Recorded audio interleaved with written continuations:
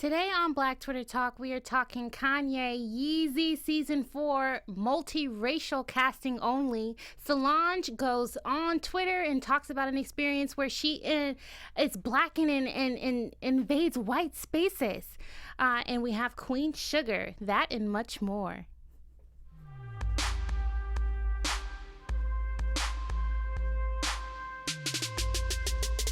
I just fade away. That new Kanye, y'all. Fade away. Might have to get up and do the dance. This that video where Teyana's in it and she make everybody want to go work out immediately. They said the gym memberships went up by 33% after that video. Thanks to Teyana Taylor. She killed it. That's my song. Thanks for tuning in to Black Twitter Talk. I am your host, Angie Skates. You can find me on Twitter at Angie_Skates. What's up, guys? It's your girl, Kels. You can find me on all social media at The Urban Gypsy LA. Y'all like Teyana Taylor in that video, though? I know I do. I've been liking Teyana Taylor, though. Me too. A lot of people don't know that she has an album out. Like, it's a legit album. It's R&B. It's called 7. Mm-hmm. And it's a good album. It's one of my faves. It gives me Brandy vibes. Very like alto. Can play it straight through. Sexy. Y'all should go listen to that. Real talk. Talking about Kanye. Woo. Here we go. Here we go again. Kanye, controversial in the news once again. So you all know it's Fashion Week in New York. You know, it's a big time for all of the fashion designers. And he did his fashion show, Yeezy Season 4.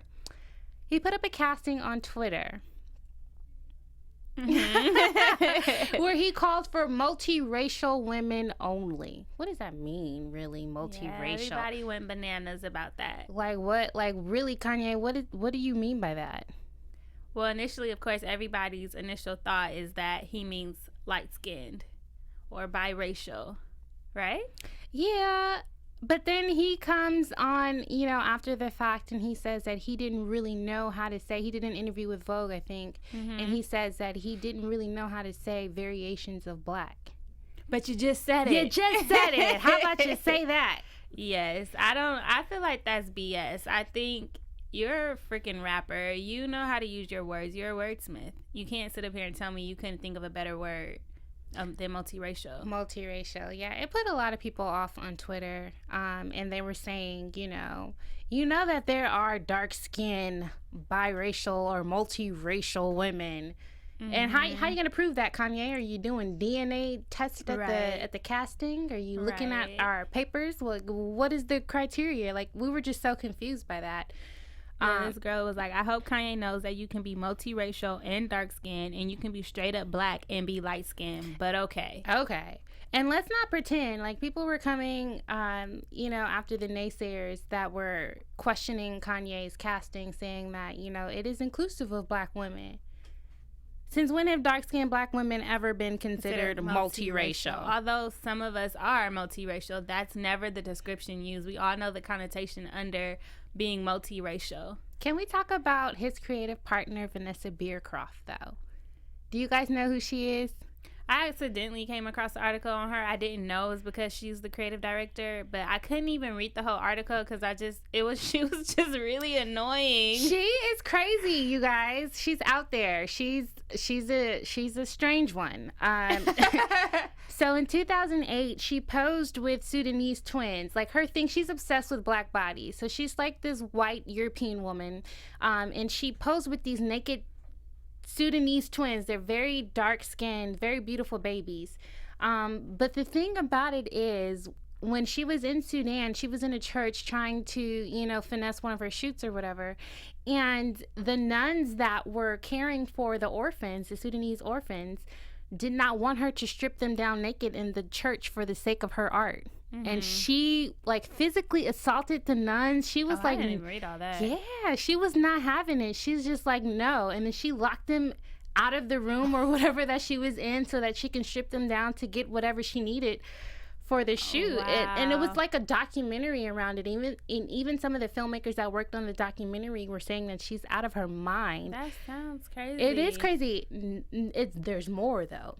So she wants to adopt the Sudanese twins, or the babies, and she needs the approval of her husband, right? Mm-hmm. She didn't tell her husband that she was doing this, and when she found out that she needed the approval of her husband, you guys, she wanted to get a divorce. That was the answer to that. Wow. She's a strange one. The part that I read was when she thinks she's black, or she thinks she has some black in her, so she went and got a DNA test. Yeah. And then it came back saying that there was no traces of black in her, and she thought that the test was wrong. So she wants to do it again. But she's openly said that she thinks she's a black man. Yeah. So this is Kanye's creative director for this season Yeezy 4 fashion line. But see, here's my theory behind him not just saying black women or all black women of various colors. I think he's trying to stay neutral, because he said in various interviews that his whole goal is to have more people in the fashion world, more white people to support him, because he's reached a glass ceiling as far as financial support. So you have this white woman who thinks she's a black man who's supporting him creative directing wise, and then I feel like he's trying to not offend his wife, who's not black or multiracial necessarily, and his daughter, who is multiracial. So I feel like he's lying by saying, oh, I just didn't know how to say it. I think he knew exactly what he was saying. Kanye he built him a black woman though. Like, I don't she's not a black woman. She's as much as a black woman as his creative director is. Exactly. So Kanye, like, I love you, and I think a lot of the things that you do and say are taken out of context, but you're really making me grasp at straws here. Like, I mean, come on. It does make it hard, but I can't lie. Like, as much as it's annoying how he put out the casting call, and then there were models who fainted. There's the girl who couldn't even walk down the runway because the sample shoe, the heels broke, and she looked a hot mess on the runway. But the way that he had all those women, because it was multiracial, there were black women of every. A lot of beautiful women in the nude color bodysuits on the grass. They looked amazing. That was beautiful. That was art. And I feel like he continues to like push the boundaries in how he presents his fashion lines. So I can't deny him of that. Teyana Taylor, didn't she walk in his show? She walked. And there was a couple of other people. There was a few people in there that were like gorgeous and beautiful and right in place, you know? Yeah. So Kanye, I'm gonna need you to know, like, I don't think he cares. Like, some people were saying he just did it anyway on purpose to spark controversy. He said that he was not here for the drama on Vogue, though. That was like one of the first things that came out of his mouth. He's in Vogue. That's why I think he purposely didn't say black women, because he wants to be in Vogue. He wants to be in these white spaces. Oh, Kanye, I think I might be done with you for today. Are you? Yeah, I'm done. Okay, good. So I just want to get into this real quick before we move on. We spend an ungodly amount of time on our daily commute, and the trouble is there's only so much black Twitter talk to help you pass the time. So when you find yourself on a gridlocked freeway, get lost in our audiobooks, in Audible audiobooks. Whether it's a mystery, thriller, memoir, or bestseller, Audible can turn your commute into another world. Just download your books or shows to your mobile device and listen while the carpools fly by. I think that's one of my favorite things to do in the car, because, you know, I'm very selective about my music, but audiobooks, it's like you kill two birds with one stone. You're receiving information, you're entertained on your drive. I do it all the time. And with an unmatched selection of audiobooks, original audio shows, news and comedy, Audible is your best source for traffic entertainment. You can join Audible today and explore the world's leading provider for audiobooks. Start a 30-day trial and download your first audiobook for free. Go to audible.com/GNT to get started. That's audible.com/GNT for a free 30-day trial and audiobook. All right. Cool. Yep.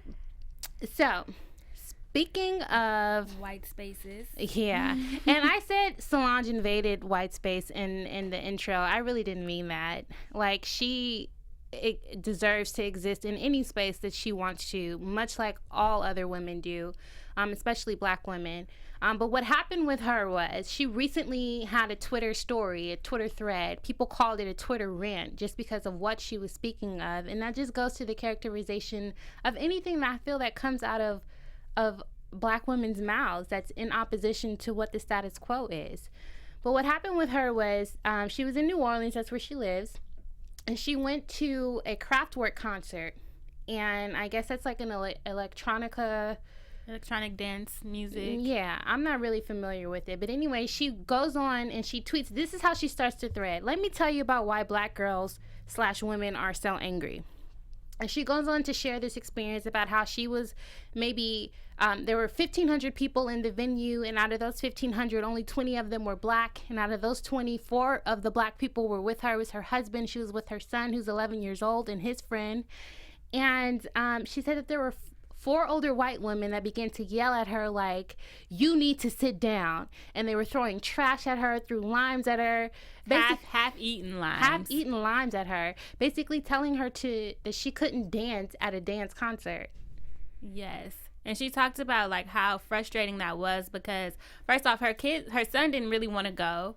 But she thought that, music is important to their family. Apparently, their uncle had sampled some of the songs. That would be Jay-Z. Oh, I didn't even think about that. I'm like, who's the uncle? I'm so slow. She's slow. She's real slow, yeah. He samples music, and that song that had came on, they just heard it in the car when they got there. So they were, like, excited. They just got there, and they're dancing, and they're having family time. And these white women are telling them, like, you need to sit down. Not asking, like, hey, could you sit? No, you need to sit down, and since you're not, I'm going to throw stuff at you. Yeah, like, she didn't have a right to exist in that space. And she goes on to talk about just what it's like, her experience as a black woman existing in primarily white spaces. Mm-hmm. And even some of the headlines, even the one that we chose for the show today, it characterizes it as if she's the provocateur, she's the one that's inciting the incident. Yes, Solange Knowles goes on a Twitter rant about white spaces after bad concert experience. It's not a rant. And the headline should have read, Solange was at a concert and people threw trash at her. Right. Which that's what it would have read had it been Taylor if it wasn't Swift a woman of color. Exactly. Or Katy Perry or Madonna or whoever. I don't know. Right. And so she released a blog post, I think this morning, and she was talking about it, and she had listed other experiences that she has, like just being in New Orleans and driving up to her home and being told like, oh, you have to live here in order to get in this part. And it's like, yo, I have a parking pass that says I live here. I'm a resident. And she just lists a whole bunch of different experiences that parallels to this one that, again, this is why black women are angry. Like, she's with her kid. As a mother, no matter what race you are, your initial reaction when something like that is to happen, you want to attack somebody. And you want to beat them up. We already seen how Solange get down in the elevator. With the uncle. With the uncle that's in question here. So we already know Solange is about it. But she was with her son. So she didn't react. She went on Twitter and still got backlash for that. And I want to say, as a black woman that works predominantly in an industry that's dominated by white men, I totally understand what it's like to exist in predominantly white spaces and to have to deal with microaggressions and just very subtle, just things that are just outrageous, like just really uncomfortable. And it doesn't speak to I don't want to like generalize white people, just, or white men, but like it happens. Like, I've been on set before and just basically bullied by white men as if like, oh, like, no, you can't be in here, but you didn't even ask who I was. You didn't ask who I'm with. Like, I'm here for a reason. I have credentials. I'm supposed to be here, but like straight up bully. I mean, but if I can keep it real, it's not just white men in these spaces. It's the black men too, who I've gotten literally pushed and nudged and almost like ran over before. So, and white women, I've been fired from positions. I've been demoted from positions. Just, I feel, for being unapologetically black. Right. And walking in like you belong there. Exactly. And it's just so like backwards. We kind of built this country. Uh-oh. And I'm just saying, we did, and we deserve to be here. We belong here. I feel like regardless if we built it or not, I'm here right now. My name is Kelly. Hi, nice to meet you.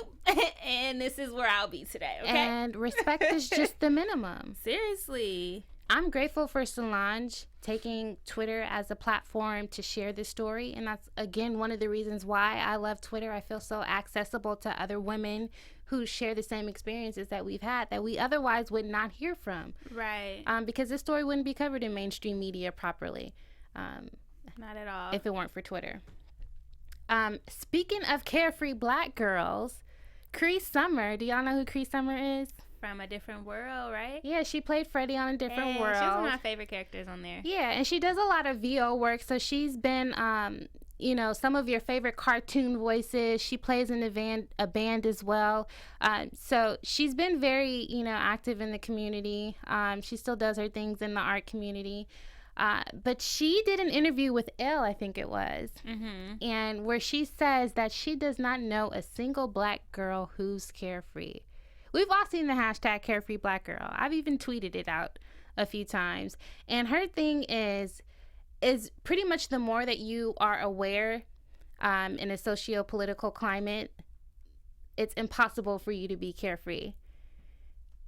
And at first when I heard this, it struck me. I was like, girl, what you talking about? I be carefree all the time. Like, no, you're right. There are fleeting moments where I do feel carefree. And when I think about the gravity of it all, probably more so in my childhood, I felt authentically carefree.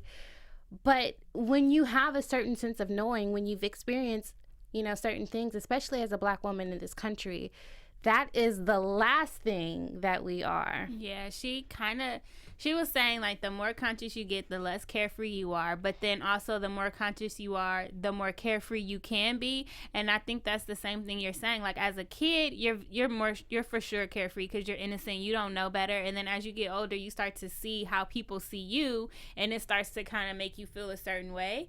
And then you get to that point where you relearn who you are and you become more aware of where you come from. And so there's a level that comes back again, but never to the same degree as when you're a child, if you're lucky to even have a childhood where you can be carefree, because I'm sure there's plenty of black girls who don't have that freedom. Right. But I didn't ever even think about that. It's like you constantly walking around with, like, protection and, like, just guarding your heart and, like, just being prepared for trash to be thrown at you. Because it's an everyday thing. Seriously, it's crazy. Is. But I'm grateful for the platform Twitter, because prior to, I remember my only sense of being woke or coming to this consciousness has been through the literary arts. And I remember it was maybe like 10, 12 years ago, I first read the autobiography of Assata Shakur. That shit changed my life. It woke me all the way up. I haven't read that yet. You need to read it. Ladies and gentlemen. Yeah, and it made me thirst for more. I started to read Ayan Hirsi Ali. I read Angela Davis. I read Elaine Brown. Like, Octavia Butler, Toni Kadebambara, June Jordan, Audre Lorde, like all of these black feminists that started to kind of just pique my consciousness and wake me up, and still allowed me a sense of freedom that I never really had before because I didn't have the language to articulate it. But still in that sense of freedom, of awareness, being bogged down because, now I really see it, Yeah, so Twitter is like a space where you can see that other women are aware of that too. Like, you're not alone. Right. In those spaces, it's just you and the author, and you're like, oh my gosh, somebody else gets it. And then you get to see that there are other women that get it too. Right, which is why I think the hashtag carefree black girl really took off. But I understand what Cree is saying. And I'm grateful that she said it. I'm glad. Speaking of carefree black girls, Tiara Paiu, I don't know if you guys have heard about this. She's a 22-year-old college student who was aspiring to be an accountant. She was killed at a West Indian festival in Brooklyn last Tuesday for telling a man that was grinding on her to get off of her. Like, he was offended, and he shot her at point blank range in her eye with her friends that were there to witness it. And we've talked about it multiple times before on the show, Toxic Masculinity, with Joyce Kwewiye, who was also murdered. And there are a lot of women who are just, in a state of concern, I guess. I don't want to say fear, but a lot of times we do fear you, you know? And we talked about it again with Nate Parker. I just think that this toxic masculinity, this whole idea of patriarchy, just inserting, you know, our black men into that picture, it is damaging to us all. It is. I don't know. I think the idea of it just makes me cringe, because there have been plenty of times when I've had to tell a man to back up off me. There's been plenty of times where I didn't feel comfortable to tell a man to back up off me because I felt the vibe that he was crazy. I remember talking to our cousin before. We were just having that conversation about how black men act when you tell them that you're not interested, and she said she had chicken wings thrown at her head before. Like, just like, you never know who you're dealing with, and you can be as respectful as you want to be. I feel like there's times where I even talk to my homegirls where we will give our number to a guy just because sometimes it's easier to give them the number than to tell them, no, I'm not interested, no matter how respectful you do it. Yeah. And it sucks because I think there are a lot of black men out there who might actually have the emotional capacity to deal with the rejection or to understand that, but since we've dealt so much with men who don't, we start to like put them all in the same. So I don't think all of them are like that, but I think the ones who are not, they don't realize how many are like that and how much we deal with that on a regular basis. Street harassment. It's crazy. It's a thing. And a lot of times we are close to that interaction because it does feel threatening to us. And it's just like, when your masculinity is so fragile, you know, it's just like, why should we engage you when we're in fear of our lives? There are a lot of people in the last couple of years that have been, you know, beat or murdered in situations like this. Mary Spears was gunned down in 2014 in Detroit for saying no to a man's advances. Parrish Sachet in D.C., she's a comic. She was beaten unconscious by a group of men after a show. Lakia Walker, she was a pregnant woman that was beaten because she didn't say thank you to a man that held the door open for her.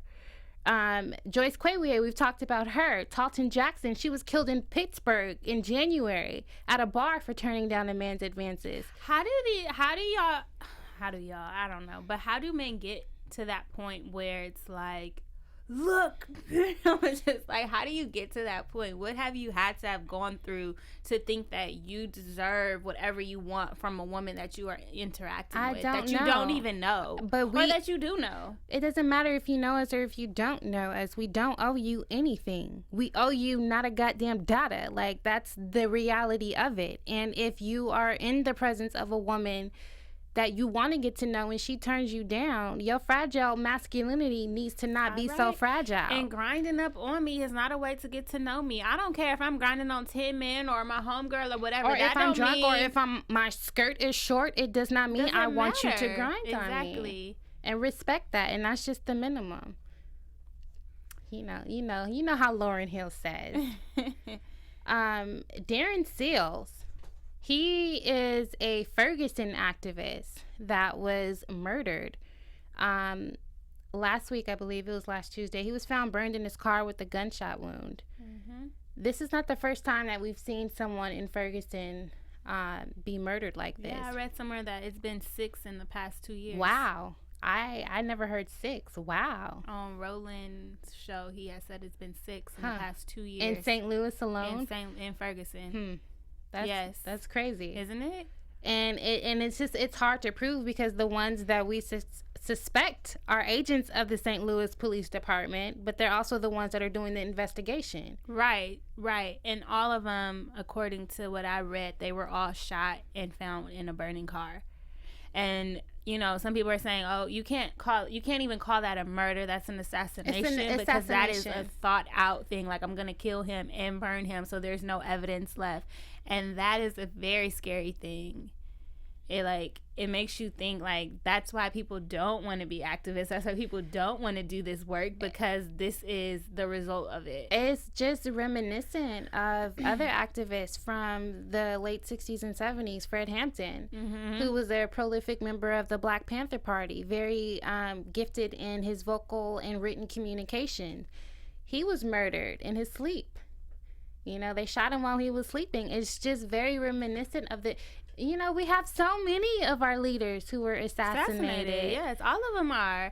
And the other thing that's reminiscent is the fact that the way that they set this up, they've made it so that, because apparently in my investigation, there are Ferguson activists who don't really support the Black Lives Matter movement, because a lot of money that came in went to the Black Lives Matter movement, but a lot of the Ferguson activists that are still on the ground are like dirt poor, lost homes, don't have money to get around or nothing. So there's like some tension between the two groups, and they feel that some of those people showed up once the camera showed up. And they're calling out like activists that a lot of us really know well, D-Ray and Netta on Twitter. But the thing is, not once in my mind am I going to think that D-Ray is responsible for setting this man up to be killed. Ever. But the fact that that's happening, that happened during the Black Panther movement. Pro. Like, they separated us. And I'm thinking, dang, it barely has gotten off the ground. And they're already, like, trying to pit us against each other. That is crazy to me. I mean, it's the reality of the movement. The work that we do is important. It's a collective movement. And it just makes me sad to see that there was such a divide in between the two groups when we all want the same thing, ultimately. Mm-hmm. I agree with that, because a lot of the information that I saw, apparently Darren actually slapped D-Ray in his face at one point because he was out there. Why are you looking like that? I didn't get this tea. This is new tea to me. So D-Ray is a very well-known activist. He's basically at every protest and rally that's happened. He was even running for mayor of Baltimore at one point. He's been very active. You might recognize him as the guy in the blue vest. Yeah, with his... He's on CNN and everything. Yeah. So some people have been having an issue with him because they felt that he's showing up when the cameras are there. He's collecting money to get to all these cities or whatever, but the actual movement isn't getting any money. So he slapped him once because he's like, "What are you doing here?" And he said that D-Ray had like this smug look on his face, so he like swung on him, and he decided to open his hand instead of punch him because he didn't want to actually knock him out. He just wanted to hit him. But my whole thing is that I can understand how you can have frustration with somebody, but thinking about the work that D-Ray and Netta has done, I would not have known what was really going on in Ferguson if it weren't for them and other people who were tweeting heavily. There are hundreds of thousands of people on Twitter that would not know what was going on. Yes, because the media was not covering it, right? Yeah. And they keep saying, oh, they came when the cameras got there, but had the cameras not gotten there, they may not have known that it was necessary for anybody to come and support. Exactly. So it's kind of interesting. And then it just makes me think, like, the work, you know, we talk about people being Twitter activists, but even like doing this show, it takes a lot of energy to talk about some of these heavy topics on a regular basis. Yes. And like to do the research on it. So it's very taxing. It's very taxing. It's like, you know, some days you just wake up hopeless, like thinking like, dang, another shooting, another killing. So the fact that these Twitter activists take time to report on this on a consistent basis, I think we sleep on how much energy that takes to stay in it like that. I just want to take this time to say that I'm extremely grateful for it. It has inspired me in a lot of my actions and movements in a lot of ways, and I hope that it continues. Right. We have grown from a hashtag to, again, like I said on the last show, to an indelible political force, and I hope that we continue to move in the right direction and are able to see past all the BS. All the divisive tools that are put in our path, and to know that ultimately we do still have one common goal. Right. It's the respect and the value of all Black lives, point blank in the period. Ooh.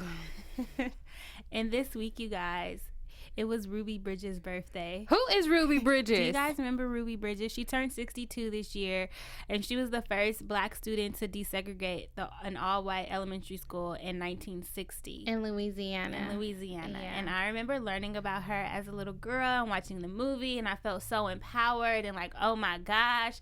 But never did it occur to me that this woman would only be 62 this year, because, I don't know, that's like around my mom's age. Like, that's not very far removed at all. And a lot of people that are, you know, against the movement or just have different opinions about it, they like to make it seem that everything was so far removed from us. And it's just like, no. That was like one generation. Yeah, like my great-grandfather was born a slave. He died a free man, but he was born a slave. His mother died a slave. Mm-hmm. You know, it's not that far removed from us. It's Our grandparents were sharecroppers and running from white men because trying to avoid being raped. Yes. You know, it's a real thing, and just it's ingrained into our history. It's ingrained into our culture, and Ruby Bridges, 62 years old today. That's not that long ago, That's not you guys. long at all. That's in our lifetime that we just desegregated schools, and we're wondering why it's difficult. And then, so then that means if she is still alive and only 62, that means that the people that were there saying, like, we don't want you in this school, go away, NIG, that they're still alive too, and that their children that they've raised, they're still here too. So when you're wondering like why we sit here and have these discussions and we're constantly talking about it, it's because it's still very prevalent today, even though it might not be as obvious and overt all the time. Yeah, to y'all. To y'all, we feel it and see it every day. And though. get limes thrown at her back. And that's another thing I wanted to bring up. Like, a lot of people like to make believe that just because a certain person is affluent or has a certain amount of wealth that's generated around them, that they don't deal with it. Like, Colin Kaepernick has received a lot of backlash because he has a $100 million contract. Solange is very well off. You know, her sister's Beyonce. Like, how hard could your life be?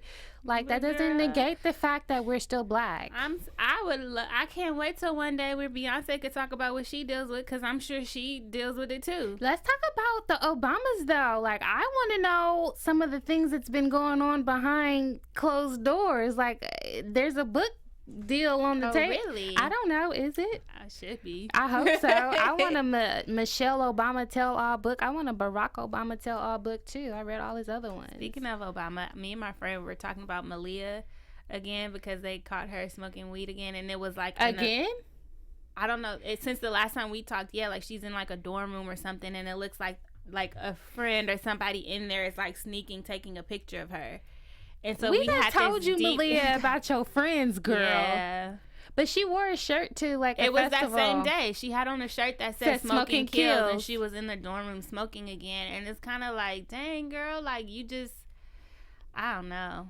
Yeah. I hope she finds some like legit some real friends, because friends don't do that. Nope, they don't. Nope.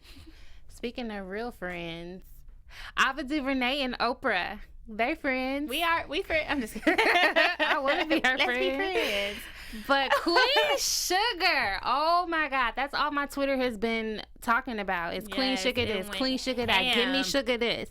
Yes, the first 2 episodes premiered last week, and it was on fire. On fire. And we actually do the BHL after show for Queen Sugar. So if you want to get in-depth commentary about that, tune into that. It's Wednesday nights. It's like all women directors, which is something we've never seen before. So it's a show you've never seen before. This is one of the biggest premieres on the OWN network. I think they had like 2.4 million viewers. Wow. What? Yeah.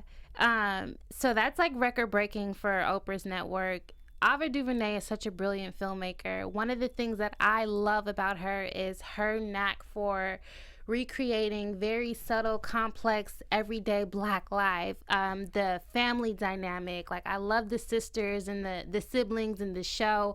I'm so looking forward to getting to know these characters and seeing where the plot twists and turns go. But they're off to a great start. They are. Ava DuVernay has this ability or this choice that she makes to take her time with telling stories. Mm-hmm. She does not rush anything. It's not something that's going to be like fast-paced drama. It's very, very gradual, and you really go in depth and feel like you know these characters. You're definitely like, these are stories that are saved for behind, like once we close the door, you know what I'm saying? Like we don't talk about this part in a black family. Like this is not something we share. She's bringing us into the kitchen, into the living room of black family life, and it's brilliant. It is brilliant, and I hope you guys tune in and you love it as much as we do. And you should watch the BHL after show. Yes, if you're on the edge and don't know if you want to watch it, get it. We'll give you some more details over there. So it's a good time in television for us. We have what a time. Oh yeah, to be alive. Hey. So Issa Rae's show on HBO, Insecure, is coming out in October. But Donald Glover, also known as Childish Gambino, right? Mm-hmm. That's how I knew him. I didn't even know he was like a writer for 30 Rock and he was a comedic. I didn't know that either. Yeah, but I heard that I haven't had a chance to watch it yet. I'm going to go watch it after the show. But I heard Atlanta was brilliant. I watched it, and it was. Okay. It was brilliant, you guys. 2 episodes? You watched the first episode? I watched 2 episodes, actually. I don't know if both were already aired. I know for sure you can watch the first one on Facebook. You can watch it on Facebook. You can watch it on YouTube, on FX channel. Like, they put that first episode out for free on purpose. I love that they did that. I thought that was pretty brilliant. It's a really good show. I feel like it's gritty, it's comical, it's creative. Like, it's something I've never seen either. Yeah, you know why? Because they have all black writers in the writers' room. Okay. That was one thing that Donald Glover fought for. Like, that's what he wanted, and that was it, and that was all. Okay. And I keep hearing that the representation of the South was on point. Yeah, a lot of people from Atlanta are like, "Yep, that's some real stuff right there. It's not fabricated. That's really how it feels and looks and sounds." You know. I was just questionable about the Atlanta show because I know that at one point Donald Glover in his stand-up. He talks about how much he doesn't like black women. Like, I didn't see that, but I did read somebody say something he about prefers that. Asians, which is cool. That's cool. But like, you don't like black women? What's up with that? Like, I don't know if I could. What you don't like? What's not to like about us with your black Atlanta show? I don't know. I'm so sick of these boys talking about they don't like black women. If you don't grow up and do yourself a favor and get you a good black woman on your team. Wait, first of all, you got to love yourself and then get you a good black woman on your team. Seriously, like, what's wrong with y'all? I know so many beautiful, amazing black women that it's crazy to me that men are walking around talking about they don't like black women. Like, excuse me? Like, it's low-key you're bad that you don't like black women. There's nothing not to love about me. What song is that? Did I sing it wrong? No, maybe I just don't know it. That's Beyonce. Oh, I didn't hear. You don't got the vocals for that one. Whatever. Solange wrote it. Anyway, there's nothing not to love about us. Seriously, you guys, do yourself a favor. Take some time with a good black woman. We ain't all good, but there's some good ones out there. Yeah, some trifling ones too. Yeah. But for the most part, it's all good, and you should probably check out Atlanta. I'm gonna check it out. No, I think it's worth checking out, even if you don't like black women. For sure, for sure. And Queen Sugar, I can't wait till this Wednesday. Yes. You guys, thanks for tuning in. That was a lot of fun today. I'm your host, Angie. You can find me on Twitter at Angie_skates. I'm Kels. You can find me at The Urban Gypsy LA. We'll see you next week. From executives Keven Undergaro, Dario Kristen, Teyana Hobson, and the entire BHL staff, we would like to thank you for supporting Black Hollywood Live, the first online broadcast network dedicated to African-American entertainment. For questions and comments, contact us. info@blackhollywoodlive.com. Like us on Facebook, tweet us, or Instagram us at BHL Online. And I am the official voice of Black Hollywood Live, Scipio, Instagram @KingXOBay. Thanks for tuning in. The views expressed here are those of the host only and do not necessarily reflect the views of BHL or its owners or principals.